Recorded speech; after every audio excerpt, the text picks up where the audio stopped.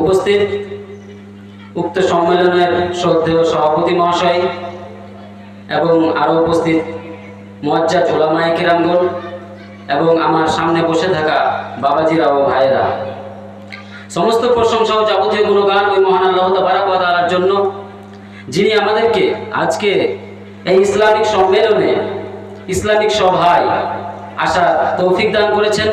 তাই সকলে মিলে তার একবার আমরা প্রশংসা করি। সকলে বলুন আলহামদুলিল্লাহ।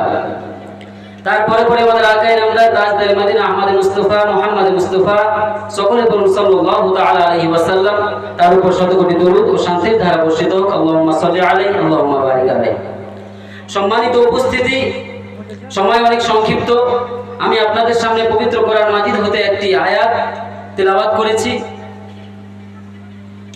সেই আয়াতে যে বিষয়ের দিকে নির্দেশ দেওয়া হয়েছে বা যে বিষয় সম্পর্কে বলা হয়েছে, সেই বিষয়টি নিয়ে আমি আলোচনা করব ইনশাআল্লাহ। ওয়া মা তাওফীকি ইল্লা বিল্লাহ। আমার আলোচনার বিষয়বস্তু হচ্ছে কোরআন। এই সংক্ষিপ্ত সময়ের মধ্যে আমি আপনাদেরকে কোরআন বিষয়ে কয়েকটি কথা বলে যেতে চাই।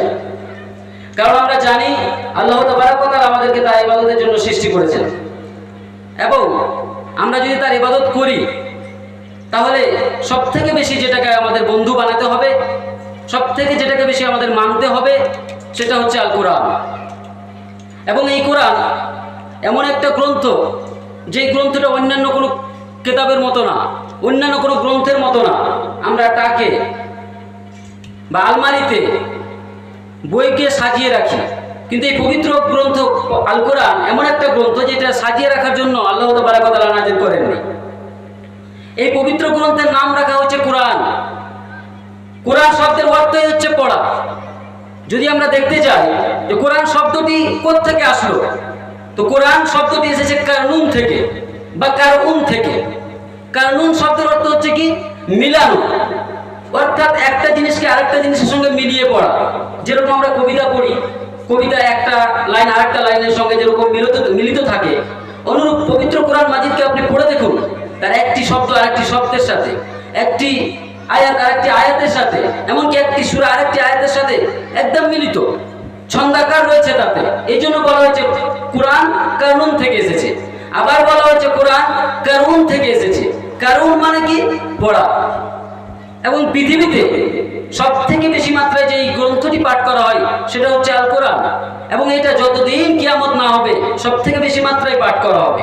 আমরা যদি একটুখানি লক্ষ্য করি, আপনি যে কোনো ইতিহাস পড়ে দেখুন, যে কোনো ভাষার দিকে তাকিয়ে দেখুন, যে কোনো গ্রন্থের দিকে তাকিয়ে দেখুন, যে গ্রন্থগুলি আজকে আর টিকে নেই। আজ থেকে 1450-1500 বছর আগে পবিত্র কোরআন মাজিদ আল্লাহ তাবারক ওয়া তাআলা অবতীর্ণ করেছেন।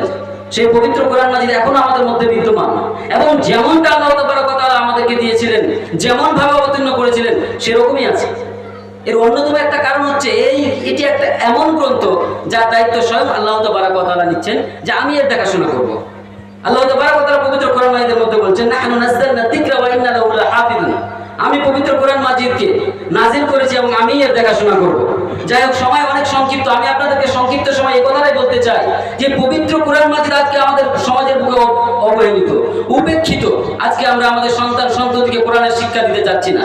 আজকে আমরা নিজেই পবিত্র কোরআন মাজিদ পড়ছি না, এবং আমরা যখন শিক্ষার দিকে এগোতে যাচ্ছি তখন আমাদের মাথায় একটা কনসেপ্ট আসছে যে পবিত্র কোরআন মাজিদ শিখবে কারা? ছোট বাচ্চারা। এটা ভুল। আমাদেরকে তাকিয়ে দেখতে হবে সেই ইসলামের ইতিহাসের দিকে। আল্লাহ পাকের নবী সাল্লাল্লাহু আলাইহি ওয়াসাল্লামের উপরে যখন প্রথম পবিত্র কোরআন মাজিদ অবতীর্ণ হয়েছিল, তখন আল্লাহ পাকের নবীর বয়স ছিল 40 বছর। তখন আল্লাহ তাবারক ওয়া তাআলা জিবরাইলকে পাঠিয়ে আল্লাহ তাবারক ওয়া তাআলা বলে দিচ্ছেন নবীকে, হে নবী সাল্লাল্লাহু আলাইহি ওয়াসাল্লাম, তুমি পড়ো ইকরা বিইসমি রাব্বিকাল্লাযী খালাক, তোমার প্রভুর নামে যে প্রভু তোমাকে সৃষ্টি করেছে। যাই হোক, সময় অনেক সংক্ষিপ্ত, তাই আপনাদেরকে আমি কোরআন সম্পর্কে বলতে গিয়ে এই কথাটাই বলবো যে আমাদেরকে পবিত্র কোরআন মাজিদ শিখতেই হবে, পড়তেই হবে, জানতেই হবে, নইলে কাল কিয়ামতের মাঠে আমাদেরকে অন্ধ অবস্থায় উঠতে হবে। সেই আয়াতটি আমি আপনাদের সামনে তেলাওয়াত করেছি। আল্লাহ তাবারক ওয়া তাআলা বলছেন, ওমান আরাদা আন যিকরি ফাইন্না লাহু মাঈসাতান দানকা ওয়া নাহশুরুহু ইয়াওমাল কিয়ামাতি আমা। আল্লাহ তাবারক ওয়া তাআলা বলছেন যে এই কোরআনকে অস্বীকার করবে, কোরআনকে পড়বে না, ওমান আরাদা আন যিকরি ফাইন্না লাহু মাঈসাতান দানকা, তার জীবনটাকে সংকীর্ণ করে দেওয়া হবে। মুফাসসিরিনে কেরামগণ এখান থেকে কয়েকটি তাফসীর করেছেন, তার মধ্যে অন্যতম দুটি তাফসীর হচ্ছে যে তার জীবন, এই যে পার্থিব জগৎটাকে তার জন্য সংকীর্ণ করে দেওয়া হবে। আবার অনেক মুফাসসিরগণ বলছেন যে না, সে তাকে যখন কবরে রাখা হবে তখন তার কবরের জীবনটাকে সংকীর্ণ করে দেওয়া হবে। এবং এইভাবে ব্যাখ্যা করা হচ্ছে যে একটা লাশ, একটা ব্যক্তিকে যখন কবরে রাখা হবে তখন কবরের দুই পাশের মাটি তাকে দুই দিক থেকে এমন ভাবে চেপে ধরবে, তার এক পাজরের মাংস হাড় আরেক দিকে চলে যাবে, আরেক পাজরের মাংস হাড় আরেক দিকে চলে যাবে, এবং সে আর্তনাদ করতে থাকবে, চিৎকার করতে থাকবে, কিয়ামত পর্যন্ত তার জীবনটা এভাবেই কাটবে। এবং শুধু তাই না, আল্লাহ তাআলা আরো বলছেন যে আমি তাকে কি করব, কিয়ামতের দিন বন্ধ করে উঠাবো। এবং যারা পবিত্র কোরআন মাজিদ পড়বে না, এবং আল্লাহ তাআলা তাদেরকে কিয়ামতের মাঠে, হাসরের মাঠে যখন বন্ধ করে উঠাবেন, তখন তারা আল্লাহ তাআলার কাছে গিয়ে বলবেন, ইয়া রাব্বি লিমা হাসারতানি আমা ওয়াকাদ কুনতু বাসীরা। তারা আল্লাহকে বলবে যে আমরা তো দুনিয়াতে একজন দৃষ্টিমান ব্যক্তি ছিলাম, তো আজকে আমাদেরকে বন্ধ করে উঠানো হলো কেন? যাই হোক, আমার সময় অনেক সংক্ষিপ্ত, তাই সময় শেষ হয়ে গেছে। আমি আপনাদেরকে এটাই বোঝাতে যাচ্ছি যে আমরা যারা পবিত্র কোরআন মাজিদ পড়তে শিখছি না বা আমাদের সন্তানকে শিক্ষা দিচ্ছি না,